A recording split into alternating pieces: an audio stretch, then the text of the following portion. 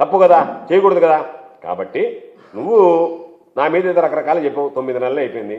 9 నెలల్లో ఏ కేసు బయటపడాలా? ఈరోజు దొంగ కేసుల కోసం ప్రయత్నం చేస్తారు. ఏ విధంగా ఇరికిచ్చాలి వెళ్ళని అని చెప్పి. నీలాగా భయపడేటువంటి కాదు, నీలాగా బయటపడేటువంటి పరిస్థితి కాదు. ఆంధ్ర పాపం కొంతమంది అధికారులు అన్నారంట, ఇరిగేషన్ అధికారులు.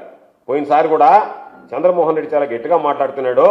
మనం ఏదో ఎలక్షన్ ముందు పోయి కలిసి అయ్యా కుయ్యో మరణం అని చెప్పినాడు, కుక్క పిస్కట్లంట పారేసేటప్పటికి గౌగా ఉంట గబ్బు అయిపోయినాడు మురిగి. అదేవిధంగా గోవర్ధన్ రెడ్డిని కూడా రేపు ఎలక్షన్ ముందు మేనేజ్ చేసుకుంటే ఎంత పెద్ద అంటే ఒక పనికి మాలినటువంటి వాడు ఇరిగేషన్ అధికారి. నేను సోమిరెడ్డి లాగా కుక్క పిస్కట్లకు ఉండేటువంటి వాడిని కాదు. గుర్తుపెట్టుకోండి, సోమిరెడ్డి ఒక కుక్క పిస్కట్లకు వస్తే మొరగడం ఆగిపోవచ్చుమో, కానీ నేను అనుకున్నాను అంటే అది చేసి తీరుతాను తప్ప దయచేసి పాపం మీరు ఏమన్నా ఆలోచనలో ఉండారేమో, ఏముందిలే రేపు ఎలక్షన్ అప్పుడు ఆయన్ని గెలిచినట్టు ఈయన్ని కూడా గెలిస్తే ఆగిపోతే ప్రభుత్వం వచ్చే ముందని చెప్పి దయచేసి వాటిని పక్కన పెట్టండి. ఖచ్చితంగా చెప్తున్నా. ముందేమో కుక్క పిస్కట్లు వేశారు, అధికారంలోకి వచ్చిన తర్వాత అతనేం చేశాడు, ప్లమ్ కేక్ అడిగాడు. ముందు 1 లక్ష 2 లక్షలు ఇచ్చారు. ఆ తర్వాత ఉద్యోగస్తులు ఉండాలంటే 25 లక్షలు కావాలని చెప్పి కూర్చున్నాడు. కుక్క పిస్కట్లో పోయి ప్లమ్ కేకులు అడిగాడు, అతను కేకులు అడిగాడు. అందుకని చెప్పి ఆ పరిస్థితికి వచ్చాడు. కాబట్టి మరలా చెప్తున్నా, చంద్రమోహన్ రెడ్డిని వదిలిపెట్టాం.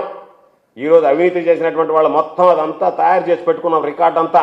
నీలాగా ఆడ జరిగింది ఏడు జరిగిందని చెప్పి ఆధారం లేనటువంటి కేసులు కాదు, ఆధారాలతో సహా, లారీ నెంబర్లతో సహా, జేసీబీలతో సహా, అయితే ఏ రోజైతే టెండర్ డేట్ ఉందో టెండర్ డేట్కి ముందు చేసినటువంటి పనులతో సహా, మీరు బిల్లు చేసినటువంటి వాటితో సహా మీకు ఉద్యోగం పోతుంది. దానితో పాటు జైళ్ళకి పోతారు.